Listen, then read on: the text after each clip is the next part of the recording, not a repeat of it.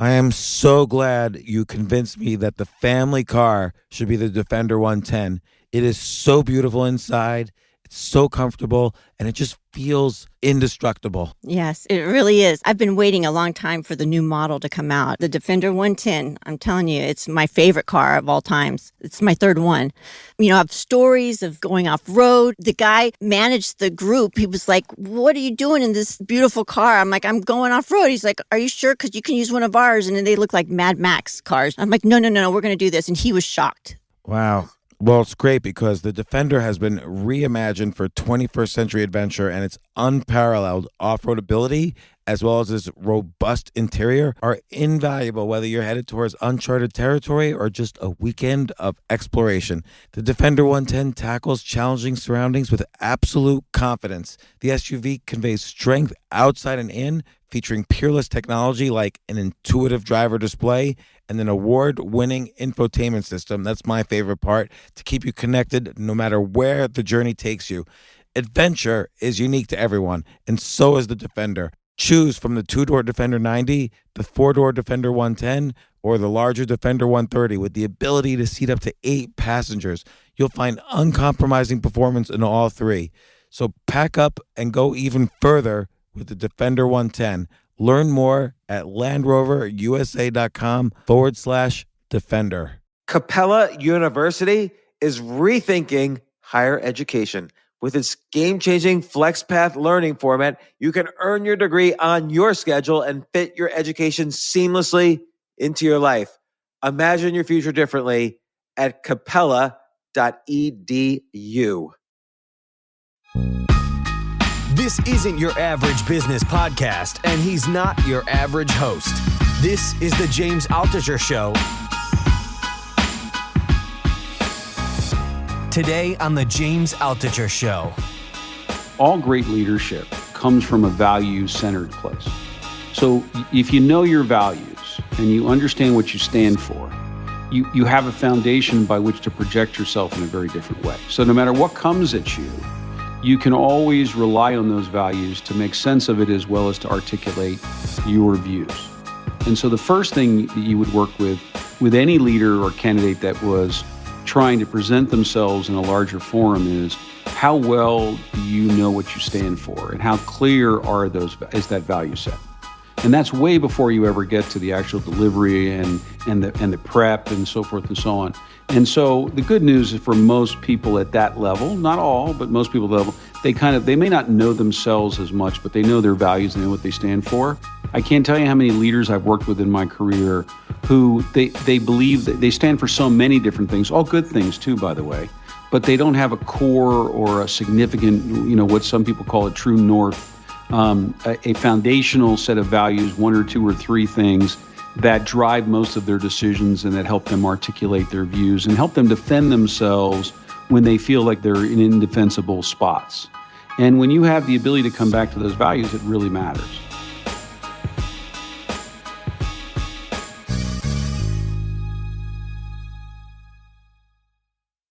This next guest is the secret ingredient behind the success of hundreds of billionaires, CEOs, hedge fund managers. When I found out who he was working for and advising, it blew my mind. Like, this guy is behind the scenes of the behind the scenes. And I wanted his insight. What's he telling all the world leaders and business leaders that he gives advice to in this harrowing time that we're living in? So here we go. Meet Randall Stutman on today's podcast.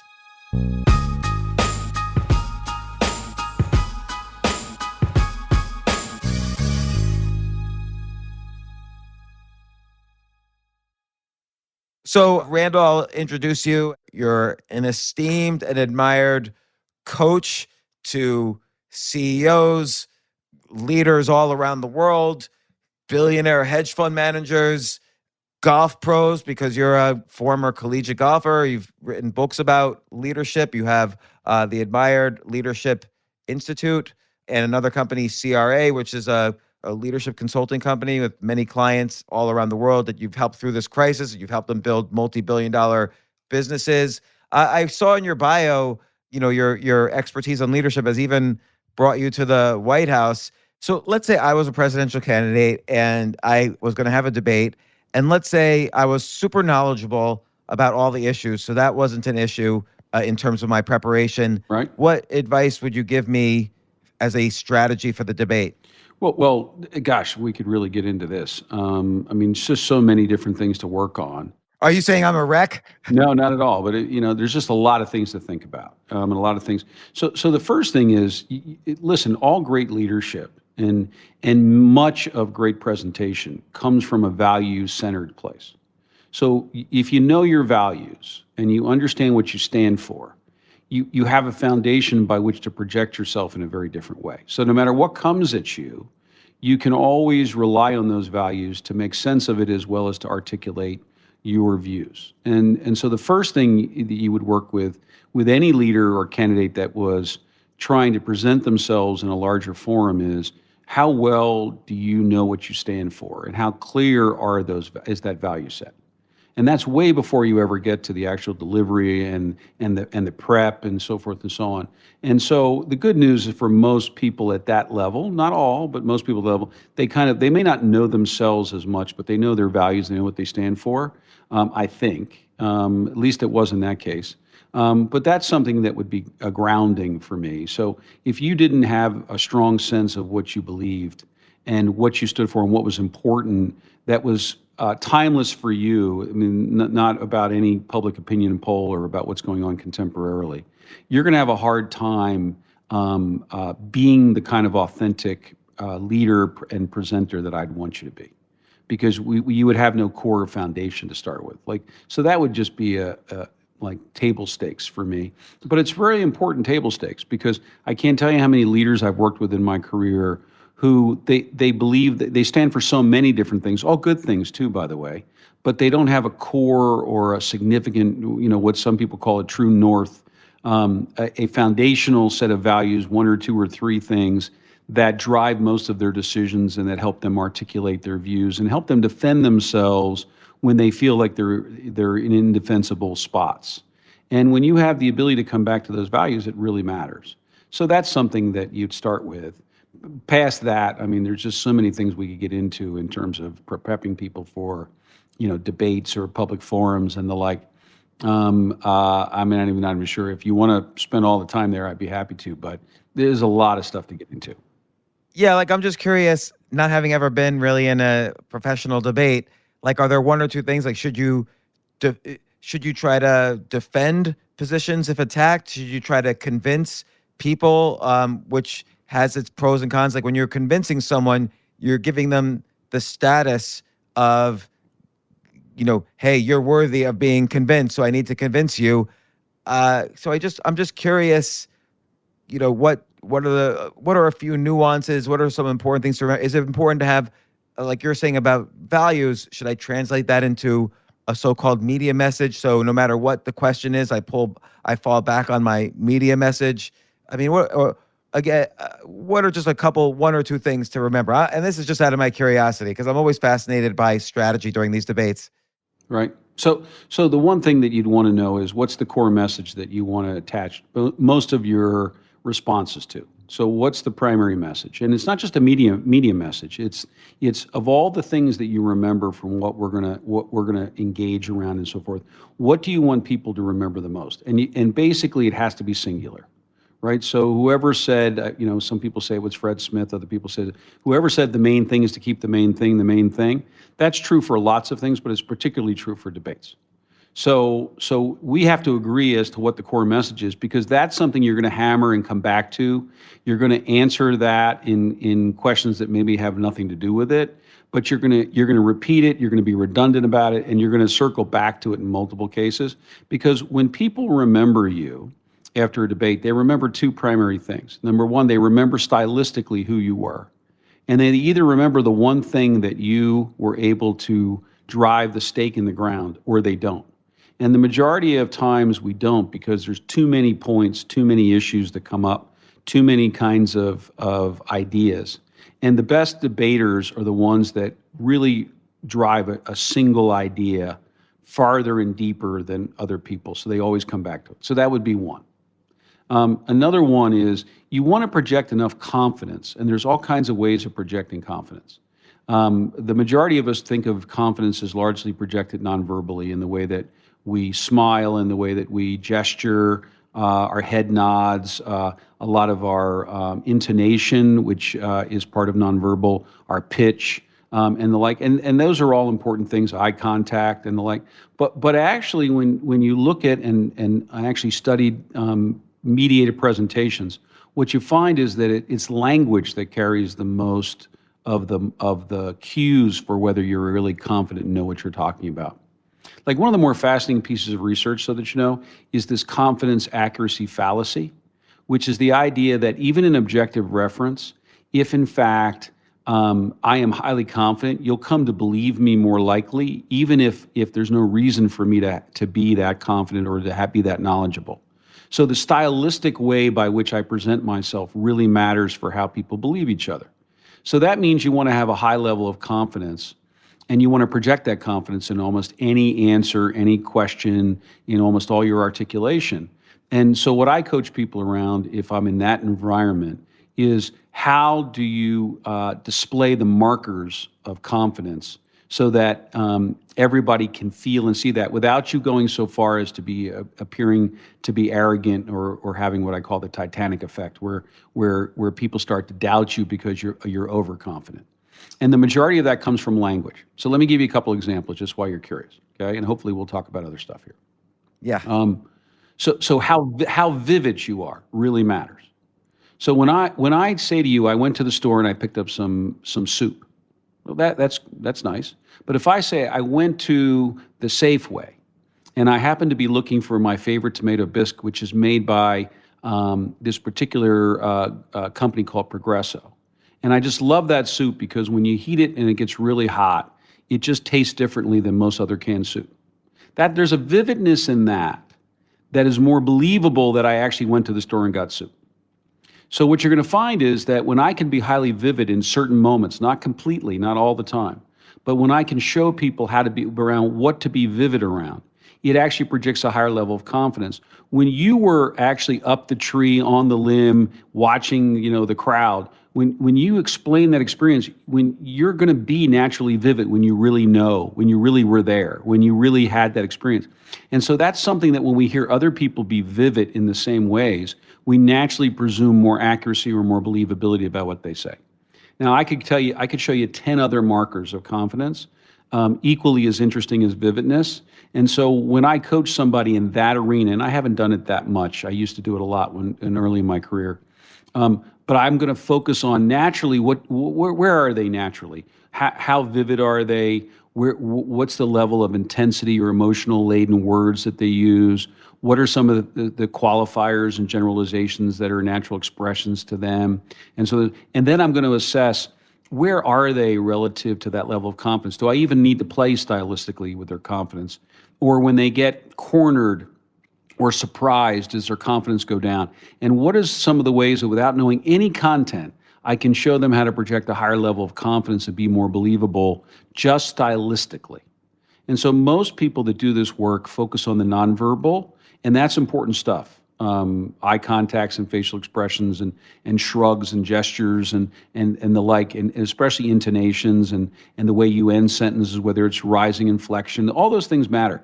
But most of us know that stuff. What most people who coach people for a living don't know is that there's markers of confidence that are language oriented, that are actually carry more meaning in them, and that if you get those right, you can alter how believable or how authentic people sound when they communicate.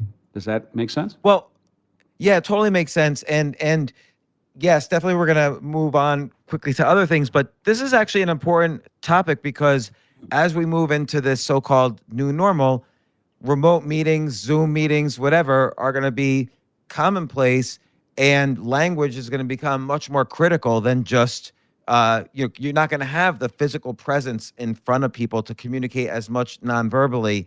So the importance of verbal is going to increase. I couldn't agree more. Really. So I don't know, just one more example. So vividness is one, and I'll equate that with, like in the example you gave, you kind of had the arc of the hero. The call to action is, I need soup. And then the hero's journey goes to the store, compares different brands. He has ever increasing problems and figuring it out, and then he comes back and Yep. eats his soup. And so vividness is also another way of saying, have the arc of a story, even in a small answer. But what's another language related thing? Something that's well known in the language literature called lexical diversity, which is how can you describe the same thing in multiple ways? So most of us grow up learning that if we write, whether it be emails or other kinds of documents, we don't use the same words over and over again. But in natural speech, it's much more common to do so. And what you'll find is as lexical diversity decreases, so is the projection of confidence. But when lexical diversity increases, confidence is perceived to be much higher, and then that whole believability thing goes up. So let's just take the example of using a simple word like problem. So I could say to you, I have a problem. I'm really focused on this problem. I need to fix this problem. This is a problem that's keeping me up at night. Or I could be more lexically diverse than that, because there's no diversity in that one example. And I could say, I have this problem. It's a big challenge for me. It's somewhat of a riddle. I haven't, a conundrum. I haven't resolved it. And thinking about the issues that are embedded in it of keeping me up at night. There's a huge difference between the lexical diversity of the first one and the second one. And while I'm not advocating, I just made that up off the top of my head. When you teach people how to be more lexically diverse around the issues, words, phrases that they use a lot in a given presentation, talk, and the like, it actually enables people to process them differently, but in particular, it projects a higher level of confidence and understanding. And some leaders just don't know that. That's fascinating because it goes against what I would think of as common sense, actually, because, you look at like the famous examples of speeches in history, like Winston Churchill, we will fight on the, he repeats the same phrase over and over again. And Yes, it's called parallelism. To fight on land, on this, on that, it's the over and over repetitive that's the parallelism. Definitely a rhetorical act and very strong language-wise. And probably projects high levels of confidence also. But that you can't do that very often. I mean, those parallelisms, right, I see. You would use those once in a great while. We remember them in great speeches, but in natural speech, that would be a very unusual thing to do unless you were making a very embellished point. And that's exactly why you see them in famous speeches. They are embellished points. But also, though, when I think of like kind of the values, say, of different candidates, and this is neither for nor against, we're just talking technique and strategy. Mm-hmm. But like when I think of Andrew Yang, I think of the word automation. When I think of Trump, I think of the word immigration, at least in terms of debates. And so they must have repeated those words a lot, but maybe, I guess they didn't repeat lots of words. They would just repeat that one word. Yeah, well, that's a little difference because that word becomes an issue. That's the point. So though that kind of repetition is not a problem. I see. But if you start talking about making change, which we often do as leaders, or you start talking about strengths of performance, like how many different ways can you say strength? Lots. How many ways can you talk about happiness? I mean, you can talk about thrilled, ecstatic, exuberant, joyful. And if you choose to use the word happy over and over again, people start to tune you out and don't process you nearly directly, and your confidence markers go down. So it's not one-sided. It's not like everything needs to be lexically diverse. And you can certainly understand why people would hone in on specific words repeatedly, because that is the primary issue that they want to talk about, like your example of immigration and Trump. But how, in the ways that you would articulate that, you would need to be lexically diverse if you wanted to be at the highest level of confidence and get people to process you in a way that they find favorable. Just as an example. Yeah, no, that's great. And again, this is not stuff that I normally do in some debate format or something like that. I mean, I can't imagine. Right. I can't So remember the last time I talked about confidence markers, but it's in my head. It's a fascinating topic. And so I do want to talk about,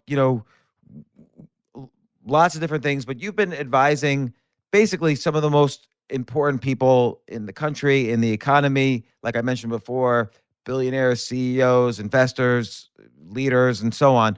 I guess there's two topics around that. Like, A, what are you seeing as we move into kind of America 2.0, for lack of a better phrase, even if that is a phrase, and B, how are you? What sort of coaching do people need now, and how are you doing it? So I guess I'll start with the first, which is, what are you seeing? Like, is the world over? Are the leaders scared? The billionaires? So let me go backwards again about your question first. I mean, so my point of view, and I say this to lots of leaders, is leadership is leadership is leadership, and it's not a whole lot different in crisis and or in pandemic than it is normally. We attend to it more now because we think it's required and necessary, and it is because people are looking to leaders for reassurance and for their own personal safety and self confidence. But the basis of what it means to lead isn't very different. And so I use this point to say, how refreshing it is that a lot of leaders are stepping up and saying, well, I really need to be present and visible and out there right now. And my response would be, you needed to always. You needed to a year ago. You just didn't have anything pushing you forward in that way. You would have been a whole lot better if you had treated last year in the same way that you're treating it right now. So my first opening to you would be, there's not a lot of difference between the need to lead now than there ever has been. Nonetheless, there's a lot more interest, and there is, from a constituency standpoint, people depending on leadership more than they ever have, because there's a lack of clarity, there's ambiguity, there's an unsafetyness in all of this, and people are worried and the like. And so when I talk to leaders, first of all, they're absolutely surprised, James, at how much they've been able to get done virtually in their organizations. They had no idea that their teams and their organizations could run as well virtually as they have been doing. And when I say surprised, it's an understatement. I mean, they are amazed and absolutely aghast that they haven't been more virtual in the past.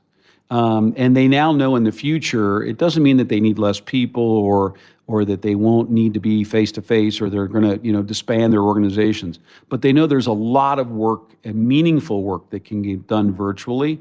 And that's been a big blessing and learning for everybody I've worked with.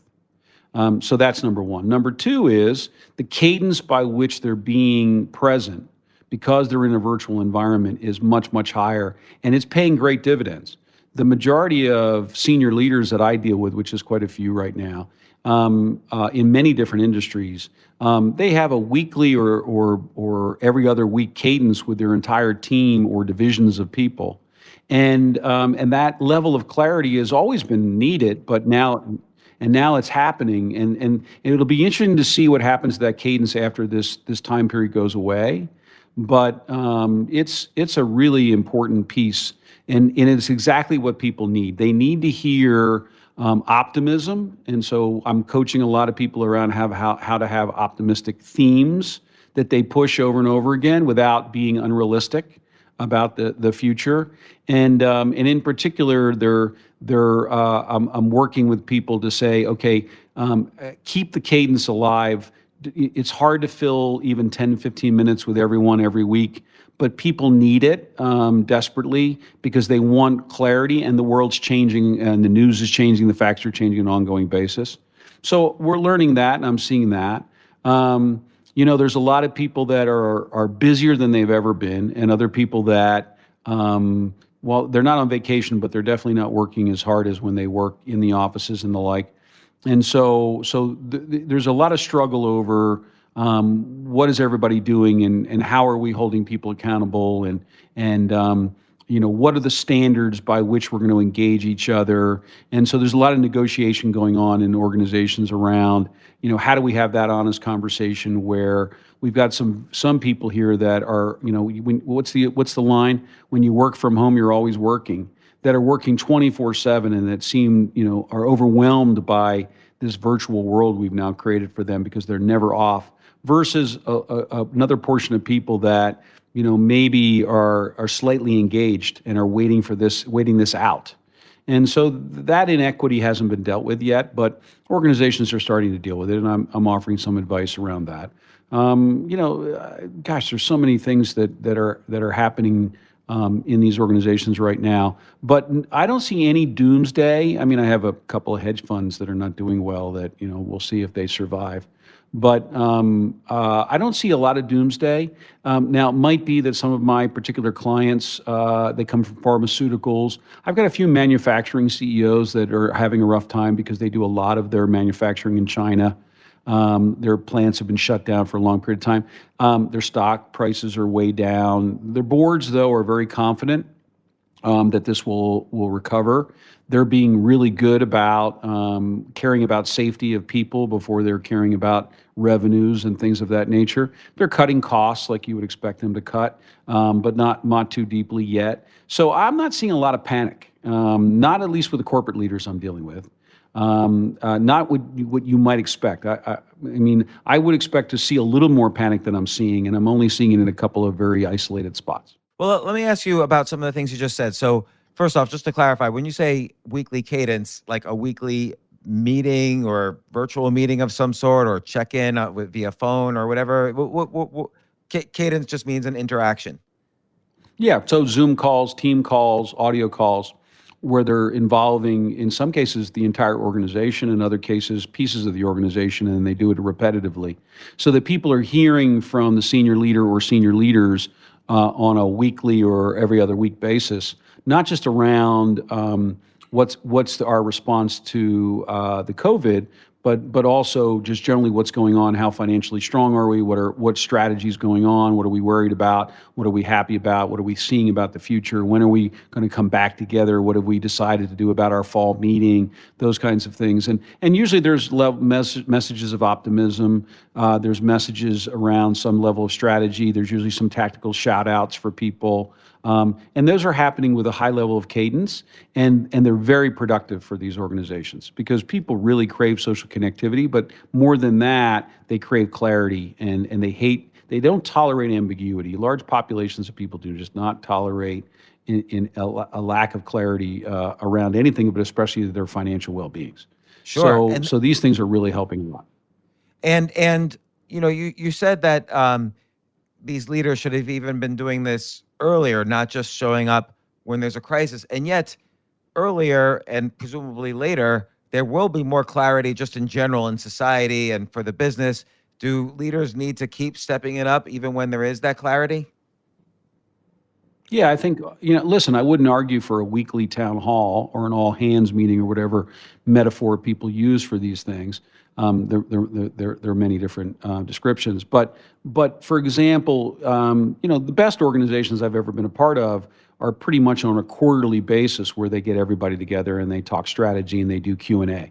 And it's actually in the question and answer that really matters. And in a culture that's not used to Q&A, you won't get many questions, so you actually have to force them, plant them in some way, encourage them. In other organizations where there's a lot more safety and a lot more comfort, you'll do this. But even on a quarterly basis, I wonder if we shouldn't have a little higher cadence than even that within certain groups. And so after this is all said and done, no organization is going to do all hands or town halls every week or even every other week.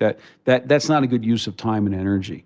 But cadence is cadence, and it needs to be more frequently. And I can tell you, there's many organizations that I go into that I haven't been before where they never do them. They never bring the whole organization together, or whole divisions or whole teams of people never have a chance to ask questions or engage the senior leaders. And while it's become more prevalent in the last few years, 10 years, decade or so, and I've been doing this a long time, it still doesn't have the cadence it probably should have in good times. So, I mean, what's great also about you is not only this expertise in coaching at these very high levels, but because you're coaching so many people across different industries that have impact on the world, you get to see, you have a unique kind of global perspective on this. How are you feeling going forward about, society's chances for either, let's say on the one hand, complete and total recovery, we're better off than we ever were, and on the other hand, complete, Mad Max anarchy? Where are we in that scale? Well, I'm a general optimist, and I grew up in a family that believed in America, and I believe in the ingenuity of people that have been born and raised here in particular, but of everybody. I think the human spirit is tremendously resilient. I'm going to be surprised if, yeah, there are going to be social norms that change. We may never shake hands again. We may never do certain things. All right. Right. But I don't believe that we will be able to sustain very long, not coming back to some level of normalcy. We'll see what happens economically. It might take a while to recover the full economy. But I'm optimistic that as long as we're not learning anything new about COVID that we don't suspect right now, that there will be a time, certainly by early next year, if not well before, where there's a lot more normalcy than people expect. I mean, now that may be me just being rose-colored and cheery and optimistic, but I actually believe that deeply, that people just can't stand being out of the flow and unconnected for very long. They're gonna force some of this. It may have some negative consequences. It may not, but I'm optimistic that we'll get back to normal faster than most people think.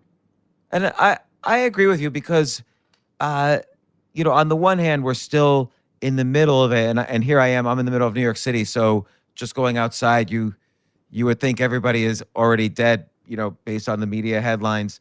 But at the same time, we did have the United States and the world had an incredibly strong economy going into this, and it wouldn't be strong if it simply blew up in 2 months of lockdown. And so, although it feels bad still because nobody's open here and everybody's indoors and so on and so on, when it's over, I kind of think that the strength that we had before has to have some impact on what happens next. It's not like we weren't really that strong if it was so easy to blow us up. I agree. I think that's right. Listen, there are going to be some businesses and some roles that go away, maybe for a very long time, or at least are altered. And we, that's unfortunate. And restaurants may never be exactly the same, at least for a while. And that while may very much put some restaurants under and the like. And there'll be other sub places like that feel the ill effects for longer. But restaurants are not the whole economy. And we have lots of manufacturing and lots of services and so forth that will come back and rebound strongly. And so it's just a matter of when. We'll see how long this all plays out. Schools really have a big impact on this, in my view. I don't know what you think about that, but the longer kids and both young kids as well as college age students are out of school, it has a tremendously negative impact on the economy.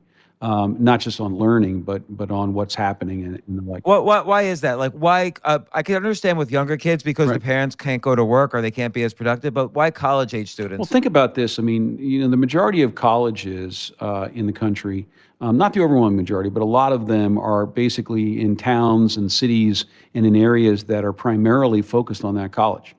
What happens when the 30, 40,000 kids aren't there for 7, 8 months at a shop? I mean, they haven't been there since March. And what happens if the fall semester is entirely canceled?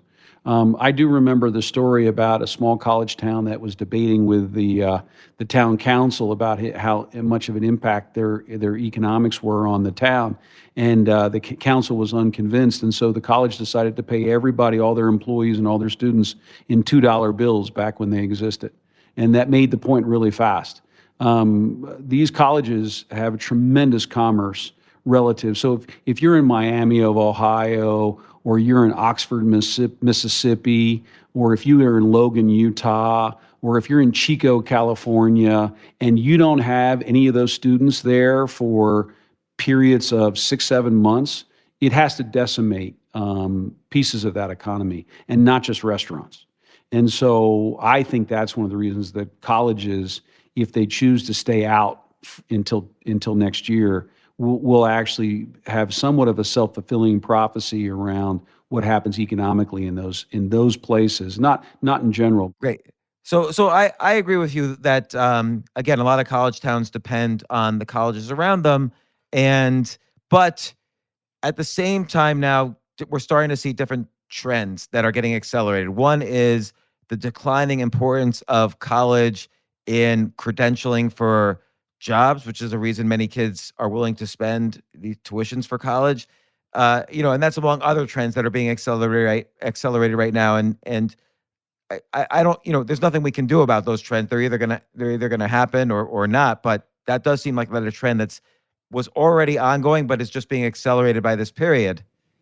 Yeah, I agree. I mean, but listen, people always presume things and project out into the future of things that aren't going to happen. There may be less of an interest in some cases around the value of a college education, and then what will happen is college education and the way it gets done will change in order to modify itself to that level of consumer demand. It just takes colleges like governments change really slowly. But they need the resources and the revenue, and like any other business, profit or nonprofit, in order to exist. So they'll simply modify themselves over time. Listen, James, I was a professor for a long time, and I remember when I first was a professor back in the early '80s. The prediction was that they would just tape all my lectures, and then there would be no need for me. And there were a lot of people convinced that that was the way college was going to go. People always underestimate face-to-face interaction. They always underestimate group dialogue. They always underestimate the kinds of things we learn relationally when we're in the presence of other people. And those people that underestimate that project things that are not going to happen. So colleges may go away. I'm no college expert. Education may change drastically. But what I do know is there will be a lot more virtual digital work than ever. That's obvious. That colleges need to change in order to meet the demands of the constituents and the consumers, call it students, especially at that price point. And that there's still going to be a need to actually meet each other face-to-face occasionally in order to transfer certain kinds of meanings. The weirdest part of being a professor once was learning and realizing that students are the only consumers on the face of the planet that each year demand less and less for their dollar. If I canceled the final exam, they would all cheer. And if you were really a true consumer, you would say, no, I paid for that final exam. I want to know where I am. Students won't be the driving force.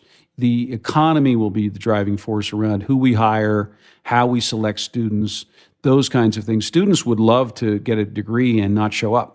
Not all of them, but generally speaking. And so this will be driven in multiple different ways. But I'm no expert. I read the Chronicle of Higher Education still, but that's all I do. And so I'm no professor, and I don't think like that anymore.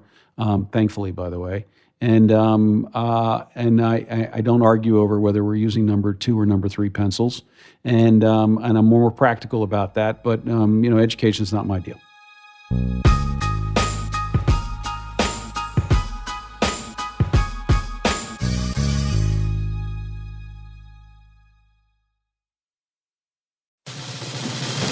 These days, we're all investors, trying to be smart with our money despite our worst impulses. But at iShares, we believe that deep down inside of every investor is a better investor. One that's just waiting to be let out. Explore iShares ETFs and insights and let your best investor out. Visit iShares.com for more information. You know what I love about fantasy sports is that even though I'm not going to be a great basketball player or a baseball player or a football player or whatever, I feel like I get to participate and make decisions and use my knowledge of these different leagues or these different sports to compete. So it's like I can pick my team or I can pick my favorite players, and I could use my knowledge to make predictions and maybe even make money. So with the basketball season here, you can now pick combo projections across football and basketball from the Specials League on Prize Picks. This is a league created specifically for combo projections that include 2 or more players from different sports or leagues. Want to play alongside some of Prize Picks' favorite players like rapper Meek Mill and comedian Andrew Schultz, who's also been a guest on this podcast, and I've been a guest on his? You can now find community plays under the promos tab of the app to view entries for some of the biggest names in the Prize Picks community each week. Look, PrizePicks even offers a reboot policy so that your entries stay in play even if one of your players gets injured. For football and basketball games, if you have a player who exits the game in the first half and does not return in the second, that player is rebooted. PrizePicks is the only daily fantasy sports platform with an injury insurance policy. What? So I love playing it. I love anywhere where I can use analytical ability with my interests to demonstrate some skill and maybe make some money. And I like the game-like aspect. I do wish they had chess as a category on prizepicks.com, but I'll settle for what they've got. Maybe I should make my own fantasy chess league. But in any case, I love PrizePicks. Go to prizepicks.com/James. Use code James for a first deposit match up to $100. That's the easiest $100 you're ever going to make. So that's prizepicks.com/James and use code James. Daily fantasy sports made easy.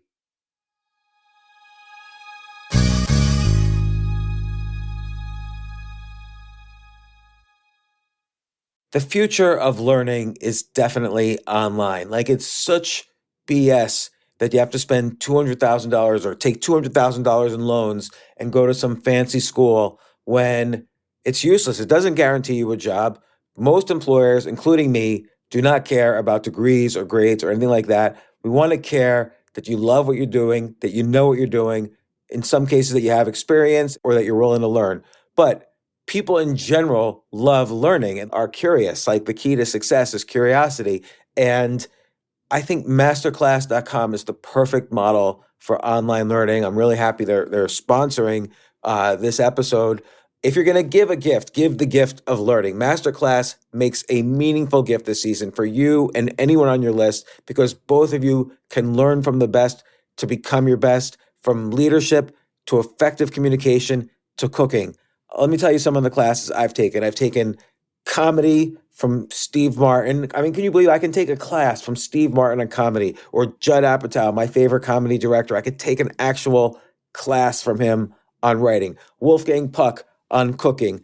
Dan Brown on writing, or Judy Bloom, who's been on this podcast, on writing. By the way, Wolfgang Puck also has been on this podcast. It's such a pleasure. I try to take classes all the time from masterclass.com. And whether you're watching Masterclass on TV or listening in audio mode in the app or on their site, the quality speaks for itself. It's like these Masterclass instructors are your own personal mentors that are going to help you reach the next level. How much would it cost to take one-on-one classes on comedy from Steve Martin or on chess from Gary Kasparov? You just wouldn't be able to do it. But it would cost hundreds of thousands of dollars. With a Masterclass annual membership, it's $10 a month. Memberships start at $120 a year for unlimited access to one-on-one classes with all 180 plus Masterclass instructors. So it's not just $120 for one instructor. You get all 180 plus Masterclass instructors. Boost your confidence and find practical takeaways you can apply to your life and at work. And if you own a business or are a team leader, use Masterclass to empower and create future-ready employees and leaders. That's the real education in today's world. So this holiday season, you can give one annual membership and get one free at masterclass.com/JAS. JAS, of course, stands for the James Altucher Show. So right now you can get two memberships for the price of one at masterclass.com/JAS. Masterclass.com/JAS. Offer terms apply.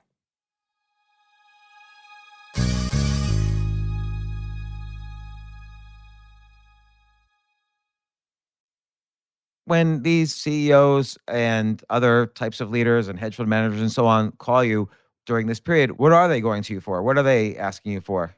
Normal advice. I mean, listen, when you operate like I do as an advisor and executive coach, so I'm doing multiple things, right? So one is I'm bringing feedback to leaders, and so I'm talking to other people in their organization, and the more senior you get in any organization, the more filtered everything is that gets to you. So you get less and less of the truth the more senior you get. And when you're a CEO or somebody that's a founder of a firm or has the principal investment in the firm, people tell you what you want to hear a whole lot more. So one of the one of the functions that an advisor and executive coach serves is to bring a little more truth, not all truth, and truth with a small t, not a big T, but you bring truth to the table. So I talk a lot about what I'm hearing and what I'm seeing and observing inside organizations because I talk to lots of people. Second thing that I'm doing is I'm advising them around the issues that they face, whether it be team issues, key relationships, board of directors, other kinds of things. I don't get I'm not a business coach. I'm not a management consultant in the traditional sense. So I'm not somebody that offers advice around decisions being made or strategy, but how to articulate that strategy and how to deal with the complex relationships that surround the everyday decision making. Like I'll teach leaders how to make better decisions. That I can do without being specific to a given decision. So a lot of it's relationship, a lot of it's motivation, some of it's about performance and giving feedback. So I'm always engaged in that level of advisory, and everybody's issues are different. And then third is there's the issue of succession. So people aren't going to stay in roles forever. We have to groom other people. Sometimes I groom them. They have other people they have to promote. Sometimes we need to assess whether they're ready to take that next leap or whether they can stretch into that spot. So I'm doing, all three of those things and some more on an ongoing basis in most of my calls and in my face-to-faces when I'm able to have them. I haven't had them for a while. And so it's normal stuff.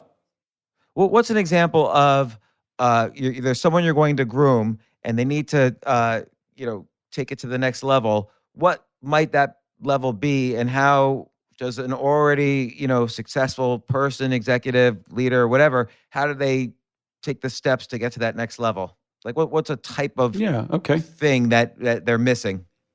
So that's one of the real functions that an executive advisor coach serves, James. I mean, no one. What's the old line is that no doctor can operate on themselves. So first of all, you can't see who you are and what you are and how other people are seeing you. You normally have a board of directors. No one's prepared you to deal with that board. There is no CEO school that tells you exactly how you're supposed to act or engage as a CEO. Even if you've been around a handful of good ones, your sample size is really small. You've had experience with 2 or 3 or 4 other people, whereas somebody like me has had experience with 500 plus CEOs. And so I can tell you what things work and what things don't work and what's normal, what isn't normal, and the like. But primarily when you're coaching someone or grooming someone to take the top job, and I'm just speaking about CEOs right now, there are a lot of things that they need to know that they can't get any place other than from a third party that with a lot of experience and knowledge. There's no school to go to. There's no, now they can do it by having lots of conversations with peers and the like, but even then it takes a really long time. So an example of a topic would be symbolism. So the more senior you are as a leader, the more symbolic everything you do is. People over-interpret and over-analyze almost everything that you do and everything that you say. So when you show up as the new CEO, whatever client, whatever customer you go see first, everybody in the organization says that's now the most important client or most important customer base. When it may only been a function of your calendar that put it on there. You happen to be visiting that town, and so you want to see that client. And in the process of that, though, the overinterpretation, overanalysis of your everyday actions, where you park, what you say, where do you enter the building, how many assistants do you have, every single thing that you do becomes symbolic, and people draw very large inferences from very small and everyday actions. And if you understand that, it's not about manipulating that or controlling that. It's being respectful of it and understanding that your priorities and the way that you engage in the symbolism of your leadership has a big impact on how well you're going to be received and how well people will perform for you. I was just going to bring up as a very specific example that when Michael Eisner, the first day he took over as CEO of Disney, I don't know, back in the early 90s or late 80s, whenever it was, one of the first things he does was he went to Disneyland and picked up some trash that was lying on the ground. And that was very symbolic that, keeping with the vision of Walt Disney from 50 years earlier, about the cleanliness and purity almost of Disneyland and the Disney brands. Absolutely, and that's a great story. But what you have to impress upon leaders is it's not just the big acts or the big symbolic acts. It's almost all the acts. It's almost all the choices. When people call you, how do they access you? Are you available, or do they have to go through your assistant? What is your assistant's message? Almost every single act becomes symbolic. Now, you don't want people to be paralyzed by that or to overthink it, but you want people to be appreciative and respectful of it, and not to put their foot in a bucket around it. And I could give you dozens of examples of that. One of my favorite ones is I groomed a CEO once, became the CEO after I'd been working with him a while, really had a hard time with the symbolism thing. It was a gentleman, he happened to have his board during one of the board meetings in town over for dinner. And he was very proud of his personal closet. So he showed the entire board his closet. And the board was aghast because the closet was as big as most of their probably bedrooms. He had invested in, so it smacked of ego, it smacked of vanity. They all wanted to see where his wife's closet was, and when they found it, it was much smaller, so it smacked of inequality. And so they walked away with this really horrible feeling about this guy who wanted to be proud of showing them something he built in his house. And he just lacked, and he was generally unaware, and lacked self-awareness to begin with, but he didn't understand the level of symbolism that would create. And the inferences they drew, and by the way, he didn't last for more than a year longer, and almost every single thing that came up after that referred back to his ego and his vanity and so forth. So it took on a life of its own. That is not a common story. By the way, I don't have many CEOs that have large closets, just so that you know. But that's a funny one in my view. Well, also the idea that his closet was bigger than his wife's. Right. I have one shelf in my closet, and the rest, the other 99% is my wife. But what's a reverse example where someone stepped in and even surprised you how good they were at the symbolism part? Well, there's lots of great examples of that too. I think one of them that comes right to mind is I have a leader that I worked with. She's really spectacular. She has great instincts and the like. And when she took the role, the first symbolic thing she did was she went and brought in almost all the infrastructure people, all the back office people, and she met with them first. And she wanted to hear their view of the organization before anyone else, before the revenue people, before the engineers, before the front office and the customer client facing people. And what she was saying was, and sending the message loud and clear, that everybody matters. And in fact, they matter equally to her. And it was hugely a symbolic win because no one had ever done that. The prior CEOs that had taken those roles had never even met with the senior leaders one-on-one in the infrastructure side of that business. They met with them in large groups. And so fascinating how little simple things like that can set priority and set tone. And that was a great example. So, again, as we're going through this, everyone has been dealing with so much. There's kind of the PTSD of the health crisis and the fear. There's the lockdown and the anxiety that's created, the economic insecurity. You mentioned before, how one important thing for leaders, but I think it applies to everyone, is coming up with these core values. And when I was thinking of it as you were saying it, like, yes, there's sort of, everybody could say their values are, family and being a good person, being kind. Like, these are common values that are important to many people. But I sort of feel like it's rare to have, important core values outside of those basics. Like you might say, like for instance, Elon Musk might say, well, having an electric car, I firmly believe is going to improve society, and move us to a greener planet. And, design on top of that is important. So people get attracted for multiple reasons to having an electric car, so he could have sort of core values around his industry. But I think it's very rare. Like, what sort of core values should people be thinking about right now? Or how does one develop those values? Well, first of all, they need to.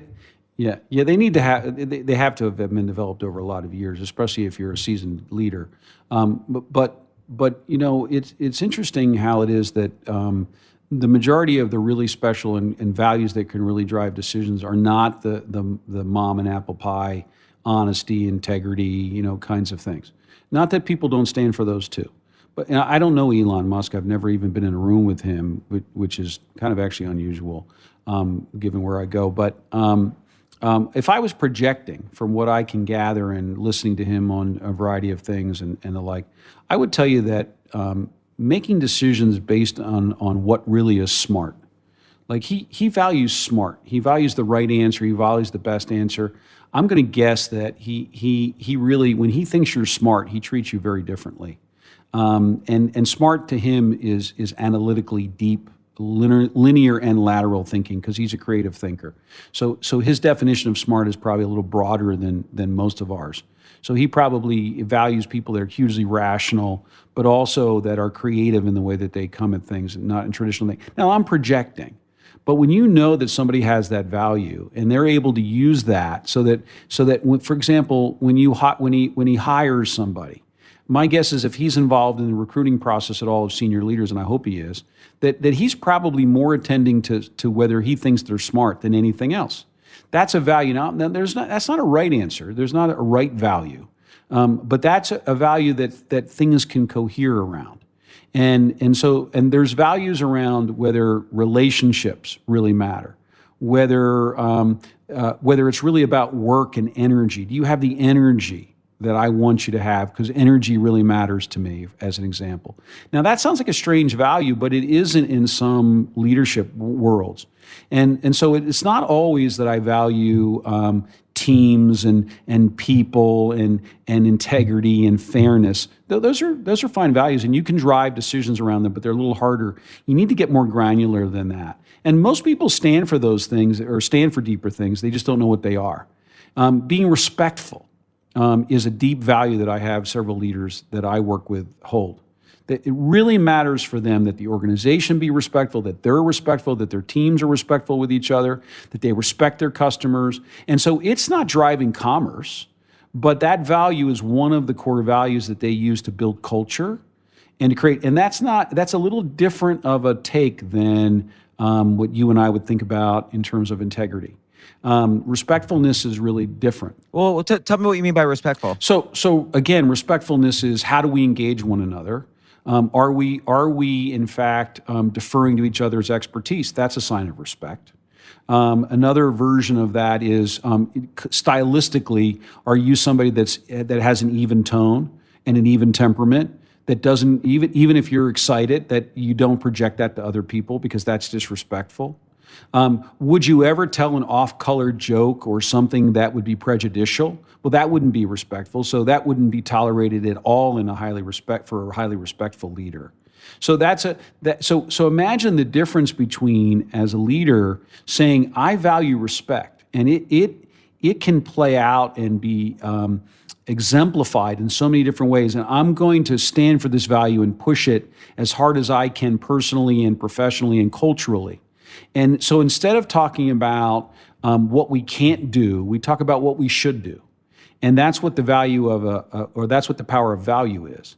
And so respectful is just one example, but and there's not a lot of, I've just happened to be around a few leaders that focus on that one. But it's interesting how many leaders that if I tell them about a respectful value, they go, that sounds so much more powerful than what I try to ground myself in. And then I'll say, well, but don't start there. It's got to start with you. It's got to be authentic to you. It's got to be something that really matters and that you've held a long time. But let's talk about how to narrow it and make it more powerful in its action by creating clarity around it. And that's really what happens.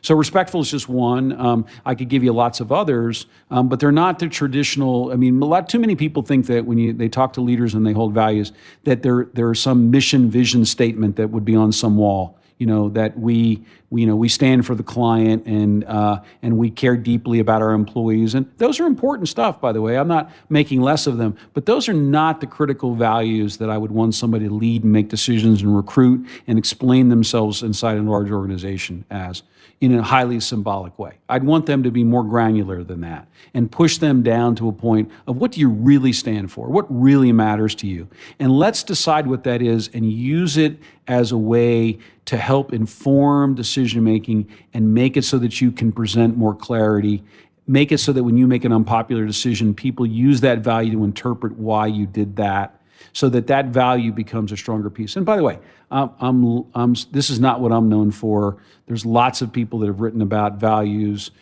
Bill George, the former Medtronic CEO, wrote a wonderful book called True North decade ago. I coach around this idea, but it's not unique to us or me. I have lots of things that we believe in and do that are unique to us, but that's not one of them. But it's so core and so essential. I know of no great leader that's not value-driven. No great leader that doesn't have value clarity. So right. So in terms of what you guys do, what's like a typical task that's happened during this period that has really, tested your organization and was a challenge for you? Well, testing our organization has been trying to operate virtually. I mean, we do. I have a large coaching group. They coach senior leaders across the world, but mostly in the U.S. We only have a handful of coaches that really like to coach virtually that have done this so for a long period of time. And then, of course, like everyone else, the first set of conversations when this all happened, people were distracted. They really wanted to just do catch up. They didn't really want to talk substantively about their organizations, about what they were doing. They were way too distracted by what could happen and about their own families and so forth. But as now 2 months later, 2.5 months later, people are not in a new normal. I don't believe that, but they are much more desirous of substantive conversation, of doing things. They know we can only talk virtually on Zoom or whatever other medium we're using, and so there's a lot more appetite for that, and that's starting to happen. So we're seeing we had our own challenge of how do we engage people, how long do we wait for people to recover from this so that they're not distracted? How quickly do we get into our advice and counsel? Do we just listen to people when they're upset? We all obviously we care about people like anybody else that's any good, and so we're more focused on them and their families first, and then their organizational health first, and the like.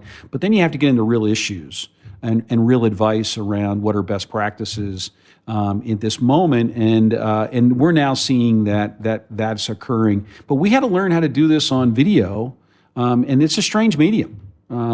It has a lot of differences to face-to-face interaction, and it's not easy. And especially for somebody like me, that for over 30 years has done only face-to-face conversations, it's been hugely uncomfortable and strange, and a big stretch for me to do.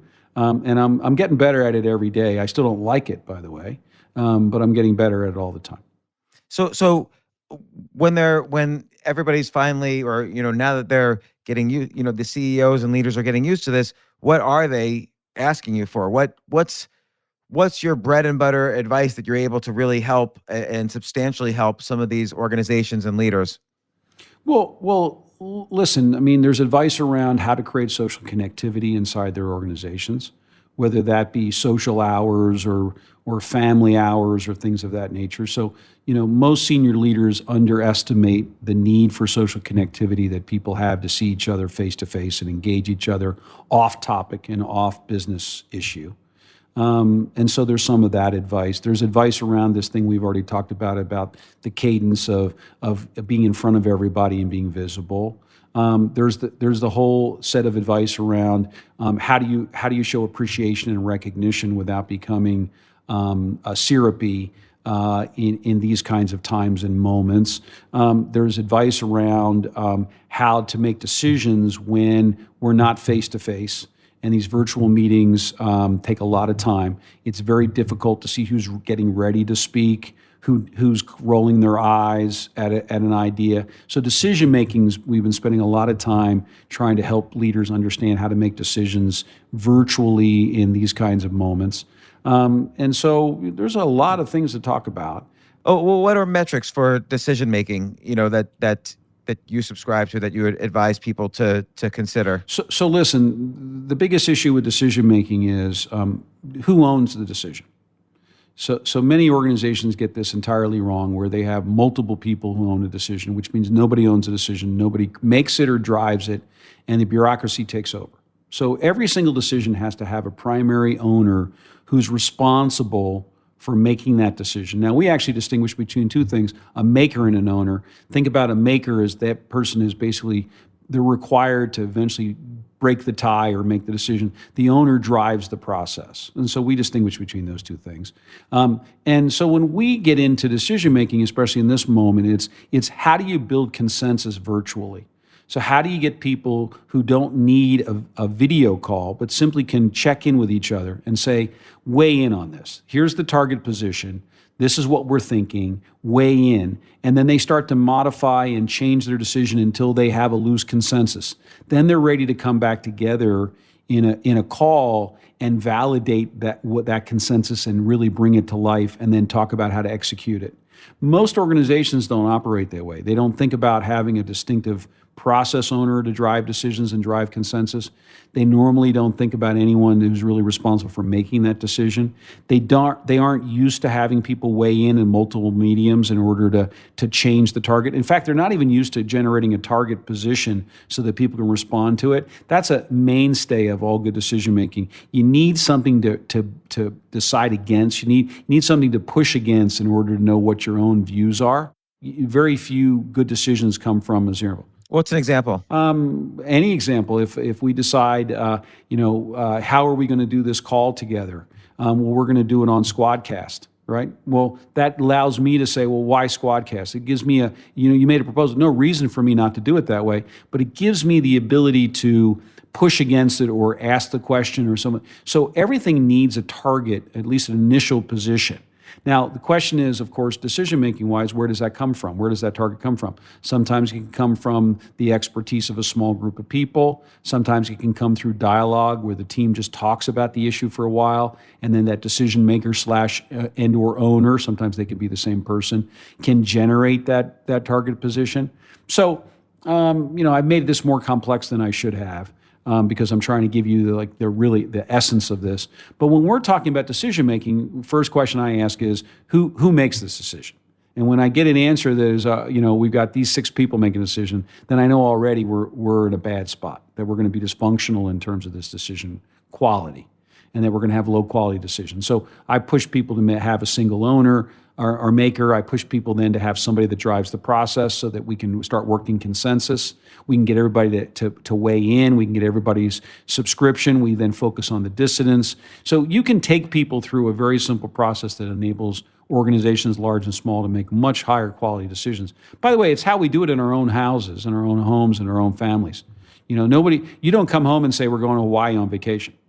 What you do is you float the idea of Hawaii to your family. And then you start asking them to weigh in. Like, what do you think about Hawaii? And then eventually everybody knows that you're the one that's paying for this, so you're going to make it. But at the same time, you're trying to build consensus. And one of your kids wants to go to North Carolina instead. And then you start focusing on all the cool things in Hawaii and you show them a video. And then you gain their subscription because they were the only dissident. And then finally at a family dinner on Sunday night, you say, hey, guess what? We've all decided Hawaii would be a great thing. And everybody, is applauding. Well, that's working consensus. That's decision-making. The deal is you can do the same thing in any large or small organization around any critical decision. You don't have to do it around anything that doesn't matter. But that's how it works. I guess sometimes, though, it seems like there's 2 ways then that a decision can happen in an organization. You could have the owner of the decision or the maker of the decision have a lot of charisma and use that charisma to get consensus. Or, there's like the Atul Gawande approach, his book, The Checklist Manifesto, about how to make decisions in a high-stakes situation like the middle of a surgery, where you have kind of a pre-planned checklist that helps determine if something's a good decision or a bad decision. And the consensus then becomes around the checklist as opposed to the decision itself. And I wonder how what's your take on that? Yeah, leadership really matters, doesn't it? And so there's no right way to do it. The art form is, how do you work toward consensus? Do you kind of push it hard? Do you use some kind of pre-format to do it? There's no right answer. But the deal is, has everyone been heard? Has everyone weighed in? Because I can tell you this, in the majority of organizations that make critical decisions, if not everyone's weighed in, they don't buy in and they don't execute the decision. So what was the point of making it at all? Right. And there's a lot of cultures out there, James, that I call hard yes and soft yes cultures. Hard yes cultures are when we make a decision, everyone's on that page, and we take the flag right up to the top of the pole. But soft yes and soft no cultures are ones where when we decide, everybody goes, did we really decide? Do I really need to do that? Is that essential? Like, I'm not sure we really agreed to that. And that's the same thing with no. And that's what happens as a result of leaders not actually asking everybody to weigh in and moving toward an actual conclusion, which happens a lot. So listen, there's lots to talk about in this, but leadership really matters, and how you go about working toward consensus. That's exactly what I coach people about. But first, I have to get them to a foundation of, like, okay, so who owns this decision, and then who's going to drive this process, and then who are the important constituents to get the weigh in, and then how do we deal with the dissonance? But here's another example, James. In many cases, if you don't follow this kind of process, you can talk about a decision that we already have consensus with for multiple meetings or multiple weeks or months when it was just totally a waste of time. We could have quickly decided that we had an owner. That owner could have asked everybody to weigh in against a target, and everybody would have said, I love this. There's no issue with this. Well, we don't have to talk about it anymore. We've got a decision. We just have to talk about execution. I can't tell you how many meetings I'm in with senior leaders where they're talking about things they already reached consensus on. But because people like to be heard, they want to talk about it and talk about it and talk about it. And that's just a waste of time. It's not a good use of organizational time or energy. But so there's lots of issues in this decision-making stuff. But one of the things that I want to talk to you about, right, in terms of, is I'm not sure you understand how different people like me come to this whole leadership thing. Because even that description of decision-making that I just did is so different than what people teach or how people think about it. Because I come at this leadership thing behaviorally when most everybody else comes at this leadership thing psychologically, or what I call individual differences oriented. And that is the difference between why I've even agreed to be on these kinds of podcasts, and yours in particular, because we have a lot of respect for you. We follow you, and we think you're great. So we've chosen to come out. Like I just don't. I mean, I haven't done podcasts. This is the first one I've ever done. And, really? And it's not because I'm shy and you talk to people in my firm, and they will tell you I'm not a shy or introverted person. Okay, I am very opinionated, and I have lots of strong views about leadership. There's a lot of things I don't have views about, but leadership is one. But why would we agree to do this? Because we want to change the conversation. We think it's time that people started understanding leadership from a very different point of view. So I'm happy. I want to talk about that with you, because that's the real reason that I think what we know and how we know it is really powerful. So that's where I want to go. But I'm happy to go wherever you go. So you're my guide. No, but okay? I've been asking questions about, what's, okay, given your full range and perspective, and it's a global perspective. Yep. I've been querying that, but tell me, where do you see your views as leadership as, like, what? Well, let me ask this: in the past few months, where have you seen surprisingly good examples of leadership, either in the corporate world or the world itself, or the political world, or whatever? Listen, I think leadership really matters. You and I both know that how we make decisions and how we engage each other and what our cultures are like have huge influences on people, the quality of people's lives and the consequences that we face. So there's very few people that don't understand. Maybe they underestimate it at any given moment, but we know that leadership matters. The difference for me is that I don't find the locus of leadership in people. And that's why when people often say, well, we don't have a lot of great leaders right now, or we're not seeing great leadership.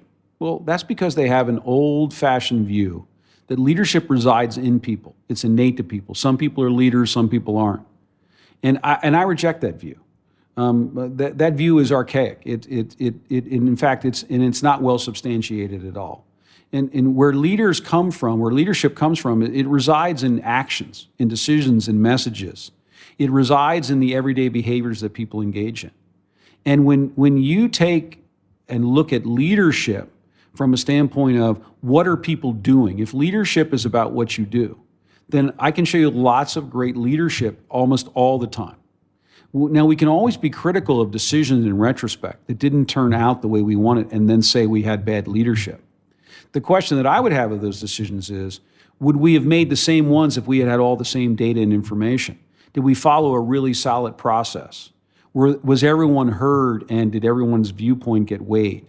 And then if we've made a bad decision, because there's a difference between decision and outcome, right? Then we had decent leadership, but we had a lousy outcome. And by the way, a lot of leaders get lucky too, and I'm hopefully one of them, where sometimes I have good outcomes and I didn't have good process. And I got lucky because the marketplace worked in my favor. I mean, we recently came out with a digital leadership course, right? Called Meyer Leadership it's in meyerleadership.com. People ask me all the time, how did you figure out how to come up with a digital course at the right moment? It's like, we didn't. We've been working on this thing for 2 years, and it just so happened COVID hit, and all of a sudden everybody's interested in digital leadership courses. I mean, so it wasn't a great decision-making process to come up with that outcome. We happen to be in the right spot at the right time, and it's having a lot of interest right now. Great, super for us. But the deal is, these people that believe that leaders are born, that you have to be a certain kind of a person. Listen, people who are quiet, people who are shy, people who are tacit, people who are dynamic, people who are charismatic, they all have a choice. And the choice that they have is, do I choose to make people and situations better with my actions, my choices, my decisions? And when I choose to do that, then I'm leading. And if I do it a lot, and my outcomes are good, then I'm somebody that people will ask to do that on purpose. They'll ask me to either fill a role or not fill a role. And when you think of leadership in terms of what people do instead, then you can find lots and lots of examples of great leadership. When you think of leadership as innate to people, and that either the leaders were quality people, so therefore they make quality decisions, or they didn't, then you basically look at leadership in a backwards way, where you look at things like decisions and you judge them after the fact. And by the way, in a society as complex as ours, there's going to be lots of decisions that after it all comes out, they were bad decisions. That doesn't mean those were bad leaders or that we didn't have leadership. I like that view that a leader is committed to making choices that make other people's lives better. So again, that removes the process from the outcomes and allows people to build trust with their team or with people outside their circle, outside their team.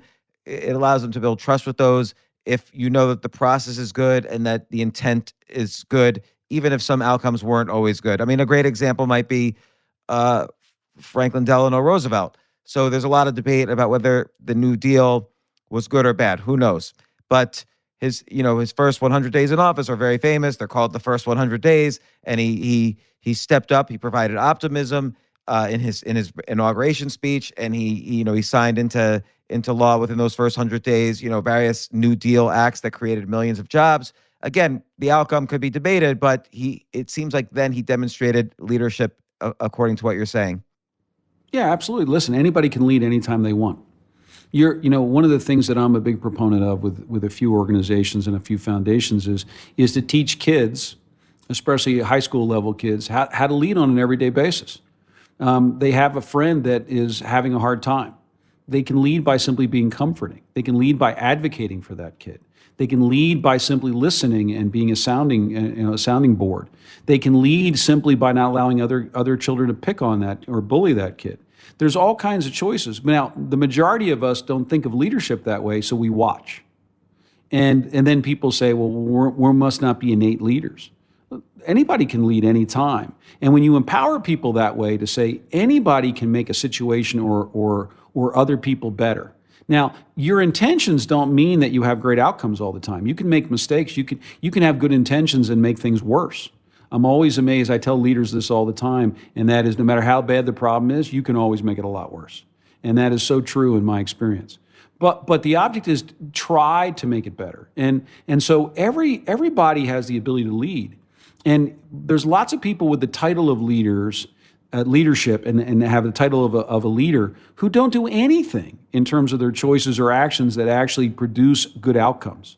And their intent is not to do that. It's really just to fill space. So I don't think it matters to title. I don't think it matters with authority. I think any of us can lead all the time. Now, what we've done over a really long period of time is we've studied leaders behaviorally. So we've looked at the best leaders, exceptional leaders. And here's a point that I really want to make strongly. no optimal organization, no optimal organization. No optimal organization, no optimal leader. Everybody is flawed, you, me, and everybody else.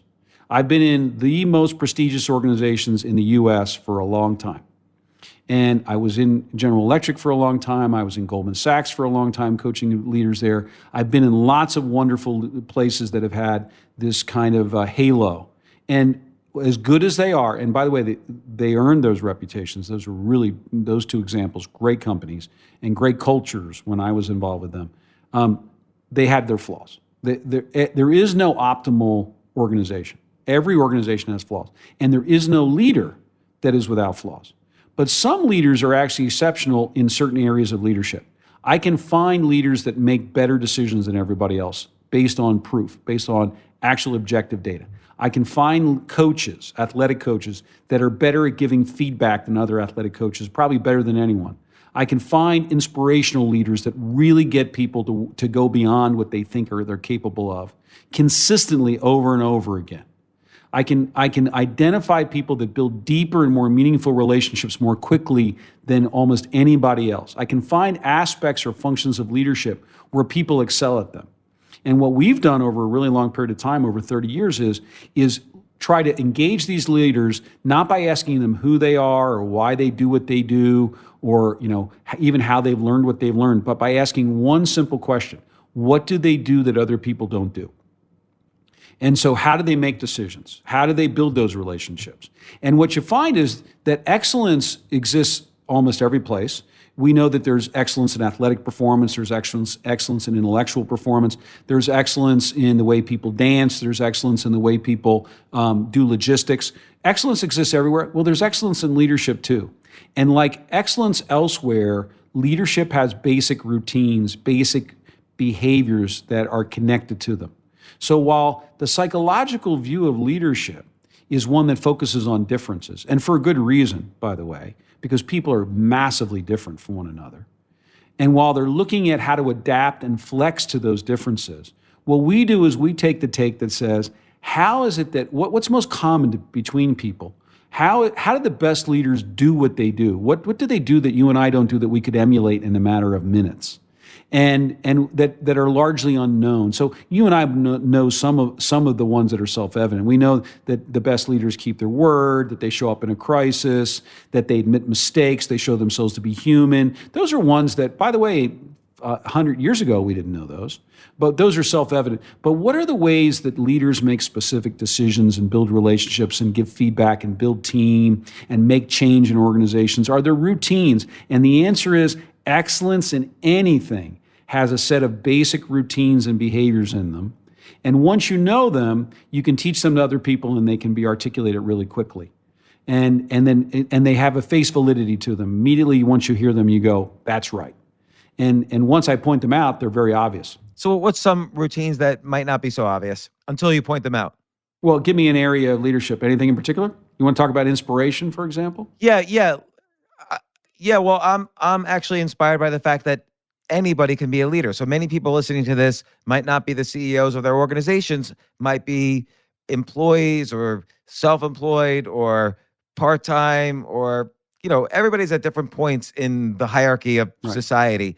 But it's inspiring that everyone can be a leader. What's a routine for someone who's not being given superficial responsibility for something, that they can step up and be more of a leader in their life and their circle and concentric circles around that? Okay, so let me just back up for 1 second. I think people know they can be leaders. I think they've been mystified by this notion that leadership is innate in people. Listen, there's no more ubiquitous leadership act on the planet than being a parent. And parenting is all about leadership. And we do it on an ongoing basis. We make choices all the time. We make choices to reward, to praise, to sanction. We make choices to introduce, expose, to create experiences. Those are acts of leadership. And if we were a little more mindful of them and a little more value-based around them, we'd probably be better parents. And there's nobody, again, that's too good a parent or that's the optimal parent. We can all be better. And even if we do the right things, it doesn't guarantee the right outcomes. But parenting is a leadership act. And so that should prove to anyone, if you just hear it out loud, that anyone can lead at all the time if you so choose. And I don't mean every waking moment, but there's lots of choices that we face that are leadership acts. And so I'm like still 30 years later, I'm still interested in this idea of inspiration and how wrong everybody gets the whole idea of how to inspire other people. And I was blind to it too, because I was educated in the traditional sense. People are really different. So let's focus on those differences. People are motivated by very different things. Jay, your engineer is motivated by very different things than you are, James, and that I am, right? And so you need a swift kick in the butt. You need high challenge, high bar, high expectation, and that motivates you to perform. Whereas somebody else that we know, in fact, you give them a high challenge, a little fiery rhetoric, and it demotivates them. They want to give up really fast. And somebody else that we know needs a lot of praise, recognition, approval. And you give it to them and they want to perform at a higher level. And somebody else, they wear a force field against that same praise and recognition. It bounces off of them. It seems not to matter to them at all. They do things for some other reason. So people are really different.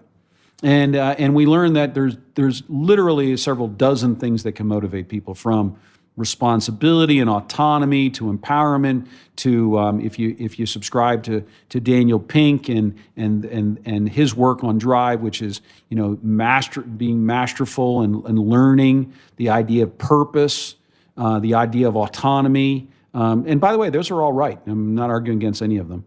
I think that makes sense. People are motivated by those things. Some people are motivated by incentives. Incentives can take many different forms: compensation, time, energy, and affection can be an incentive.